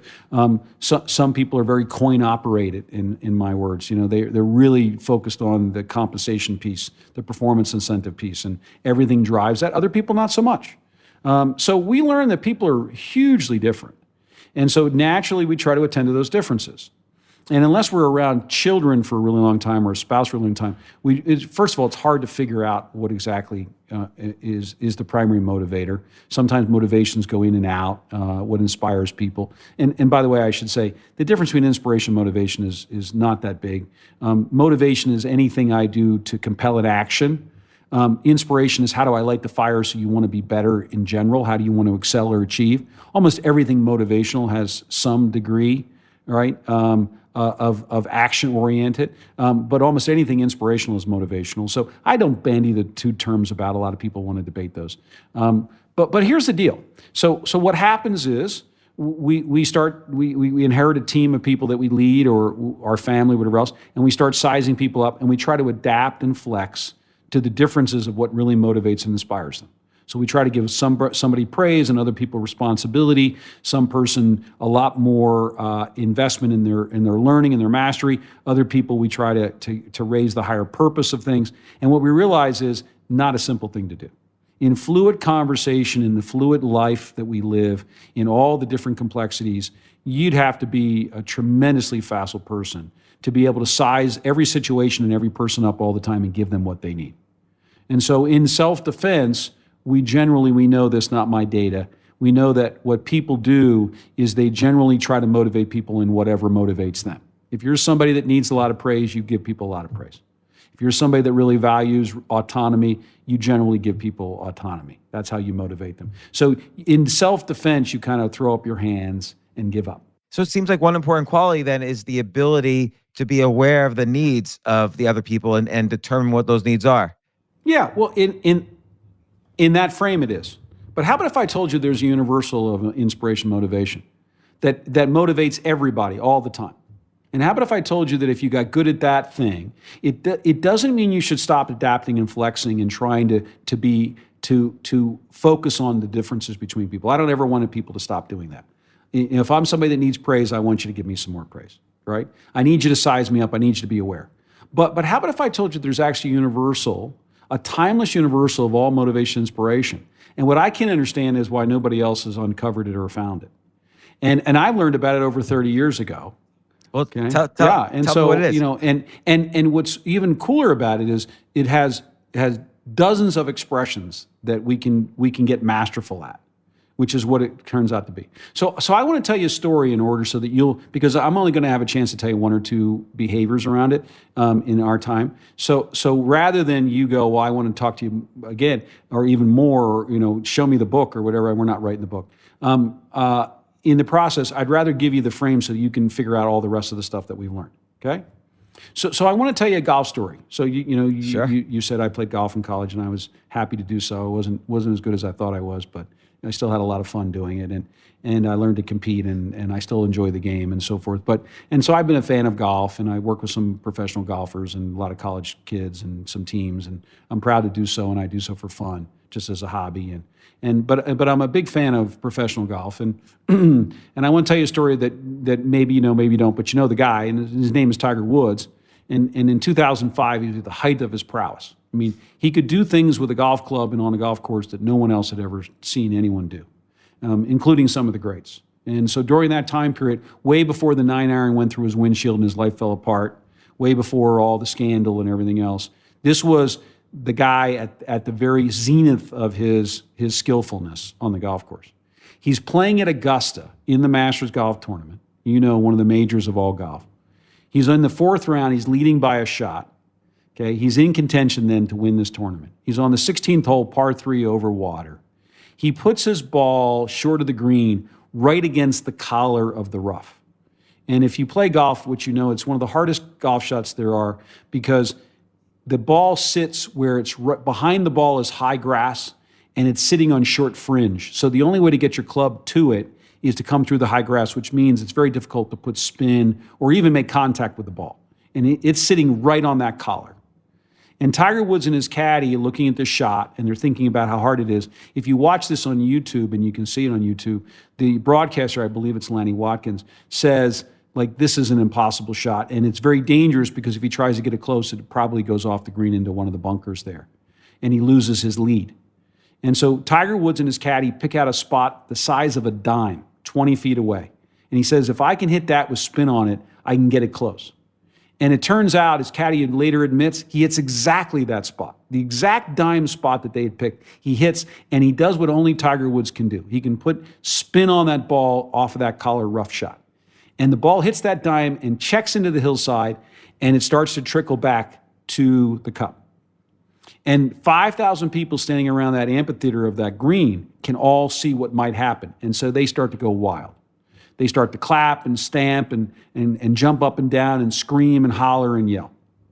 And that ball gets within a foot of the cup, and the din is even higher. And then the ball rests itself on the edge of the cup. The Nike logo is not perfectly, but almost perfectly framed on camera. I'm not even sure what that was worth. Okay? And for 2.2 seconds, that ball sits on the edge of the cup.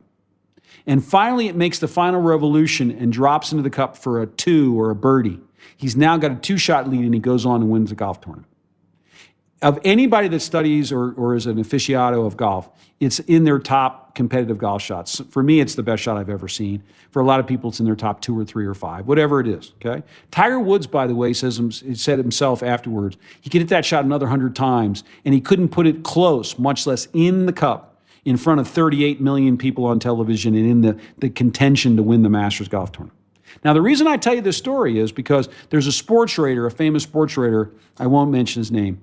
He's standing on the side of the green. He's been to every major sporting event in the history that you can think of, Fenway and Yankee Stadium and Kentucky Derby and Grand Prix and Indy 500 and so on. And he says when that ball got close to the edge of the cup, he had never heard anything like it because of the amphitheater of those 5,000 people. But he said when that ball got to the edge of the club, people's enthusiasm for that shot was so large and so loud and they were jumping up and down and they were so rambunctious, he said, that everything was moving. He said he could feel the vibration all the way up to his thighs. And he wrote the next day in a very prestigious newspaper, that ball made the final revolution for one reason and one reason alone, because everybody wanted it to go in. Not because they thought they could make it go in. There was no collusion. But because of their enthusiasm for the shot, that ball had no choice but to make that final revolution. He said he could feel the vibration. It was like an earthquake. Everything was moving. The ball could not have sat there. Can I tell you, we've studied several thousand exceptional leaders, what we call admired leaders, and they all have the same view. And their view is the universal of all inspiration is every single person on the planet, independent of culture, independent of age, generation, and experience. We all want the people we respect, we admire, and that we look up to, wanting our ball to go in. We all want them rooting for us, clapping for us, and saying and proving to us that they want us to succeed, while holding us accountable, while having difficult messages, while doing the other functions of leadership. So that when we have somebody that we respect who is clapping for us and would do anything for us to succeed, we are inspired in a way that nothing else does that. And that's the universal. But here's the kicker. You can't just tell somebody that you're rooting for them. You have to prove it behaviorally. And we've been able to find 40-some behaviors of inspirational fanness. I call it fanness. What does it mean to show your fanness? And so how do the best leaders prove their fanness to people on an ongoing basis? By the way, I am absolutely sure, James, you do some of these things without knowing them. Most of us do. The key is to do them all the time. But here's the deal. The key is to do them not just when the kids bring home good grades, when the relationship in the marriage is wonderful, when the team is performing at the highest level, when sales are up. The deal is to be a fan all the time, to prove to everyone that you lead directly, including your leader, if you have a great relationship with them, that you're rooting for them and wanting them to succeed. And so we've been able to focus on, and I coach people around, what are the behaviors of fanness? It's not the only thing I coach people on, of course. In many cases, it doesn't even come up because that's not their issue. But that changes the very frame of what it means to inspire. And so I want people to individually size people up and to focus on the differences that you need and that I need differently. And we are different. You need different things than I need. And I want people to adapt, but I want them to master being a great fan. And when you master great fanness, you're more inspiring to everybody around you all the time. And people will move towards you in a different way as a leader. Now, inspiration is only one slice of leadership. It doesn't make you make great decisions. It doesn't enable you to hold people accountable. It doesn't mean that you can build a great culture or a great team. But it's such an important piece of leadership, and it's one that most of us really are bad at. I mean, it's one that most of us really suck at this inspiration thing. We're not nearly as inspirational as we should be or could be, or that people want us to be. So it's interesting because in the Tiger Woods examples is beautiful because on the one hand, part of what made him successful there was obviously his excellence, his work ethic, his skill, his talent, all of those things. But then he was he did have this symbiotic relationship with the fans ever since he first made his appearance in the early 90s or whenever it was, and I'm sure that gave him energy and propelled him just as it propelled the fans. So what are some of these behaviors of demonstrating your fanness to the people around you? Well, now you know why I agreed to come on the podcast, but you don't think I'm going to give them to you, do you? I do think you're going to give them to me. I'll give you some sampling. I'm going to give you some sampling, right? Kind of stuff. So listen. Let's take a couple of simple examples. Okay. You have people in your life who sometimes not just do good things, but they do great things. I mean, fabulous things, right? They sell something they should, they reach a sales goal they shouldn't normally reach. They've been at the recital and they nail it. They graduate from some spectacular prestigious school. They do something great. Okay, what happens for most leaders and in most organizations and teams and families? We celebrate that event, that outcome, and then we go on with our lives. But what would a fan do? What would somebody who's a leader who chooses to treat themselves as a leader and who believes that they're a big fan, what would they do? And what we find is that the best leaders actually extend that great news in time. They actually keep it alive. They document it. They take a photo of it. They put it on a T-shirt. They make a screensaver of it. They name a sandwich after it temporarily. They put it on the refrigerator for a while. They drink an inch of scotch for every couple of weeks, a bottle of wine once a month. They keep it alive, not forever, but they extend it in time longer because it's great news than would normally done. Who would do that for you and keep that great news alive longer, but that's somebody who roots for you, somebody that is your fan and wants you to feel that level of success for longer than perhaps would be normal. Only a fan would. And so there's a classic example of being a fan. And all of us can learn to do that better.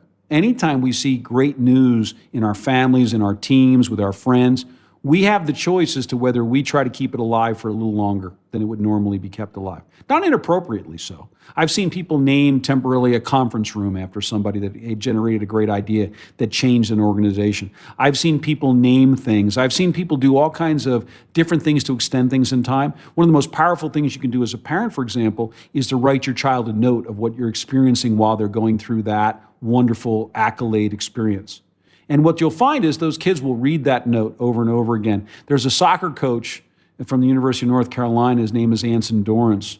He's one of the winningest coaches in the NCAA history.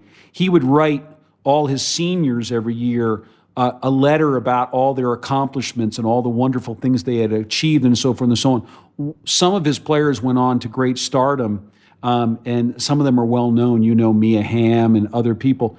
In many cases, when I've been able to talk to some of those players, they don't have those letters anymore because they fell apart from them being read over and over and over again over multiple years. That's what it really means to people when you extend great news in time. So that's a classic example. How about if I told you that, there's 30 plus more of those that you and I can do, and we can just simply focus on and be better at all the time to show fandom. Now, that's a good news one. Let's talk about a different one. Can we do that? Yeah. I want to know all 30, but... All right. Yeah, of course. So does everybody else. That's why we created the digital course. Hey, let me tell you this, though. Let me ask you this question. Can you be a better fan? And can you learn how to extend great news in time? Is that something you could choose to do today and start committing yourself to it? I think you could. Yeah. Right. So these are not things that are hard to do. I actually am a fanboy. Yeah, I'll bet you are. And that's probably one of the reasons you're inspiring to other people. But here's a particular behavior to show your fanness. Okay? So let's talk about this idea of praise, because I think praise is such a fascinating example. Some people really need praise. Young kids for sure, but even as adults, we when we do something excellent, we expect somebody else to say great job. And other people seem like, in the Einstein once said, I can't wait for the praise to get over so I can get back to my work. Some people just think it's just an intrusion. They don't need it. Doesn't make them better. They don't have to act on it. I'm not sure that's insecurity, whatever else it is. But we know that there are some people that recognition, approval, praise means a lot to, and other people not so much, right? When you study the best leaders on the planet, by the way, people that are able to produce tremendous results as well as followership at the same time, and those are the best leaders. People that can do both of those things. What you'll find is, if there's a criticism that their own team has or people can make about them, is they generally are praise stingy. Because if you're somebody that can drive results, you generally hold very high standards. I mean, hugely high standards. And so in the process of holding those high standards, you're able to basically say excellent only when you see excellence. Like, it isn't something that you would not a term you'd bandy about. So what happens is, people who have very high standards don't offer as much praise, generally speaking, as other people want from them. And as a result, they get known as praise stingy. And these are some of the best leaders on the planet. But when we study them, they are praise stingy, but they do something else that all of us could learn to do. And that is, they've come to learn that it's third-party compliments and praise that carries all the weight. So when I see excellence someplace else, and I'm a fabulous leader, and I'm not one, by the way, but I try at this, I immediately tell somebody else. I tell a peer, I tell a friend, I tell somebody else that you know. And like a time-released vitamin, at some point it's going to go off and it's going to be shared back to you. It's going to be said, I was talking to James and he heard you do a presentation and he was amazed at how cogent and articulate you were. Wow, I don't know what you did in that presentation, but he was wowed. And you go, really? And what you learn in that third-party praise is, number one, I made you look good in front of somebody else. That's a plus. Wonderful. Number two, though, there's no but, right? Because when I'm actually going through that same presentation and giving you feedback and I tell you it was a great job, I can always make something better. And so all good leaders say, you try this, don't do that. There's no such thing as perfect. good enough is never good enough, so I can always be it. But when you're offering in a third party, there's never a but. It's just positive. But here's the reason that third party compliments and praise carry all the weight. If I didn't really believe it, would I tell somebody else? The level of sincerity the third party praise is off the roof. And so when I hear that you praise me in front of somebody else or compliment me in front of somebody else, I immediately believe, and I should, by the way, that you deeply believe that there's no deception, no ingratiation, there's no outcome you're trying to achieve. And the best leaders train themselves to do third-party praise and compliment. And it's easy to do because what I've been able to do is coach people. This is so fascinating. Well, that's just number 2. I haven't even gotten to number 5 or 6 or 20 or 30. Okay, and I didn't pick these because of the more powerful ones. There's so many ways of showing fanness. And if you simply ask, what would a fan do? What a fan would do is offer third-party praise as often as they possibly could, because it's easier to do. I don't want you not to offer first-party praise, by the way. Somebody does something wonderful, please tell them. But if you're somebody that for whatever reason doesn't have the moment to tell them, or you feel as if that's a weakness, or you hold such high standards, but anytime you see something good, tell a third party. And tell your leader's peer, tell your wife's in-laws, tell your husband's friends, tell your kids' closest allies and friends, teachers when they're not present. Third-party praise carries all the weight, and fans and people that believe in fanness do it a lot. They're addicted to it. And it proves that you're rooting for people. And it's something you and I can learn to do tomorrow. Now, if we do it as a technique, just to have an effect, it won't have any impact. But if we do it consistently as a routine of our leadership, it becomes part of our style over time, you're more inspirational to everybody around you because they can feel your fanness. How cool is that? That's what's so cool about studying leaders and coaching leaders, is to give them those level of epiphanies. And then they immediately realize, I haven't been as big a fan of these people as I want, and I need to prove it in different ways. And so I'll have leaders say to me, okay, I like that one, but give me one that I can do that's even easier than that. It's one that I can master quickly. And I'll give another one and another one, another one, until we start working on these things, until it becomes part of their style. And then what they find is people, they basically interpret them and engage them very differently. Because when you're around somebody that's your fan, it changes the game. So if I was ever going to write something, I'd write the question, are you my fan? And how do you prove it? Do you show me that you're my fan? Well, I am now, because it's just this whole concept of, leadership equating with being a fan. It kind of underlines so many things that you've been saying. Like even in the beginning, when I asked you about debates and you said, describe things with vividness, with the third party compliments, it should be done with vividness. Like, oh, I saw someone's presentation. I don't just say it was great. I should say it vividly. Like, I got there, I was late. He did this. I noticed he was doing this. Wonderful. Yeah. And then, there was another thing. There was another thing you said, just about, what's my values? Well, the way you notice and observe and compliment someone is also a way, your values are going to piggyback on those compliments. So your values are going to become, without you saying, I believe in integrity, you could say, I really like this presentation because he was vulnerable and said something that was really surprising he would admit on stage. And then boom, my values are expressed in my compliment of the other person. So all these things come together. They do, and they're all behavioral. That's the difference. You don't have to understand people deeply. You simply have to move in a way that behaviorally that justifies and reinforces the kinds of things that you stand for as a leader. It's a wonderful way of doing leadership. Well, I wish I had started off minute one asking you to tell me the 40 behaviors of fanness. Maybe you wouldn't have told me, and you had a lot of other great stories that I wanted to hear. But how do I? I'm going to take your course. What's how do I get to it? Wow, I thought you'd never ask. And listen, why would we bring a course out? I mean, so something else you need to understand is there's a reason that I haven't written things, and I don't let other people in our firm write things. We don't get quoted. We stay in the background, not in the foreground. We believe leaders are people that have influence and that shape and make people in situations better. But I'm not about profiling. I'm not about putting myself out front. I'm about the most unknown, well-known advisor there is. People in industry know me a lot.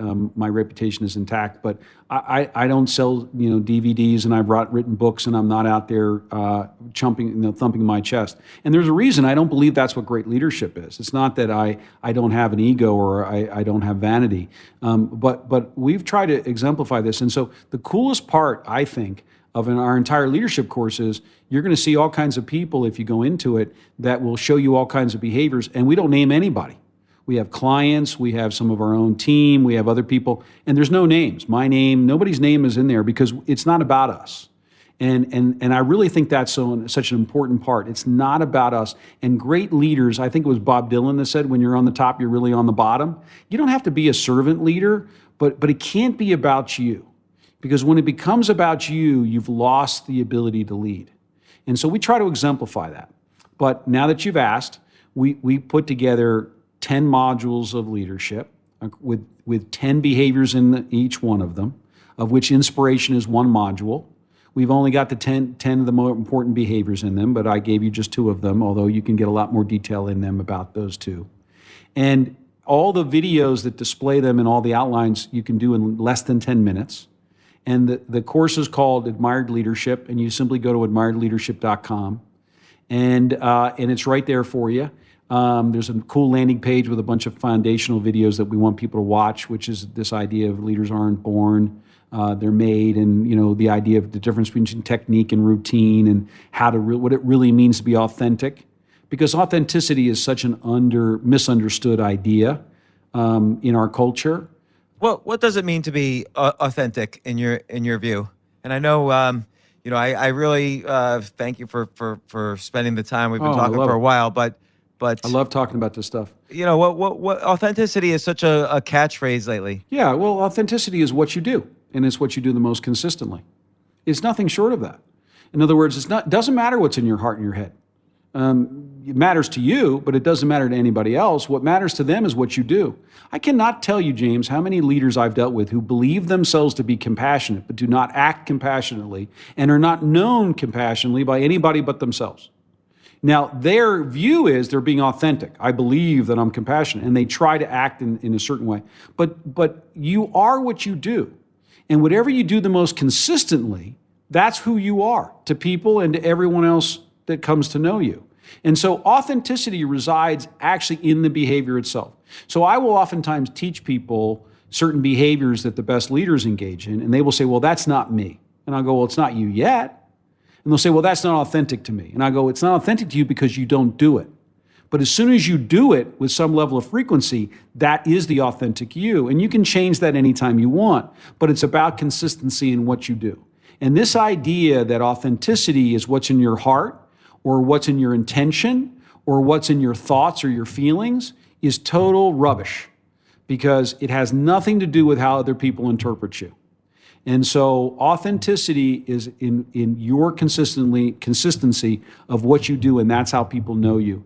And your authentic self is, if you want me to take a snapshot, it's how you behave stylistically, how you present yourself, and what you do on an everyday basis. That's who you authentically are. You want to change that? Change your behaviors. You want to really change that? Change your behaviors consistently so that you become consistently doing something else, then you become that thing. Now, I will tell you this, people are reluctant to let you change quickly. They don't believe you when you start a brand new action or behavior. First thing that you'll do when you try to show some people how to, when you start giving third-party compliments, James, people are going to go, did you have somebody new on your podcast? You go to a workshop or something? That's not who you are. Well, it's not who you are because it's not your most common or consistent behavior. But when you keep it up, irrespective of what they say or what outcomes, you keep it up because it's what you believe in. You want to be the kind of person that offers third-party praise. You want to be the kind of person that is a great fan. Then people will then accept that that is your authentic you because that's what they see the most often. That's what authenticity is. And we have it so wrong in our culture that we believe authenticity is really about inside people. And again, it's one of those things, they put the locus in the wrong spot. not only is leadership in the wrong spot when we talk about it being made, but the authenticity is put innately inside people. It has nothing to do with who you think you are. Nobody cares who you think you are. They only care about what you do and how you act toward them. So Randall, it's admiredleadership.com. That's where I can find your course? Yep. I'm taking the course. I hope you will. And then I might have questions for you after the course because I'm going to take it. You bet you will. Excellent. I can't wait for you to. And I hope you learn. But by the way, now that you've had a little taste of fanness, spend all your time first in that spot. Just go through all the behaviors of fanness. You'll hear the Tiger Woods story again, but you'll learn those 2 behaviors and 8 more. And then go through the rest of there's a module on decision making, there's a module on relationships that will blow your mind. Maybe the best module is on making people better through feedback, because we know through our coaching process that it has the biggest impact on leaders. People just don't know how to give feedback to people. They don't know how to they don't know how to offer criticism in a way that's productive, that gets people to change. We have a module on change and a module on teams, module on managing time, which everybody likes. So you're going to get a lot of value out of it, I hope. And if you don't, then you'll call me and I want to hear about it. Yeah, no, I'm very interested in the feedback one as well, because I think, being a writer, a podcaster, and many other things, constructive criticism I've seen from every angle, whether it's me delivering it or not, or other people delivering it to me or not. And that's also an issue I've thought about quite a bit, because that's an important tool in your toolbox. Oh, no question. It's one of the most important ones. Yeah. Absolutely. And we've identified, we're going to display 10 timeless universal aspects. Listen, what you say to people, very contextual. When you say it, well, there's a little bit to that, but mostly that's very contextual too. But how you deliver feedback and criticism, there are universal routines that all the best leaders employ that you and I can learn, and they're all right there. There's 10 of them. Now, we've identified like 19, but we put the 10 best ones in that course. And they're going to, any one of them could change your whole trajectory of how you give feedback. All 10 of them together are just, if you really try to master them, they're hugely powerful. Well, I'm going to take the course, and then hopefully maybe you could come back on again, because I'll have specific questions. Without revealing all the innards of the course, I know I'm going to have questions. Okay, well, wonderful. So, Randall Stutman, thank you again for the time. I know you're extremely busy and have, a lot of people who depend on your advice and skills and so on.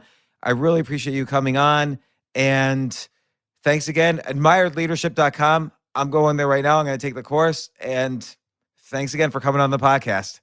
My pleasure. Love talking about this stuff, and really a big fan of yours. And so keep it up. Try to find the unknowns like me, and keep up all the good ideas. And good luck to you in the future too. Thank you.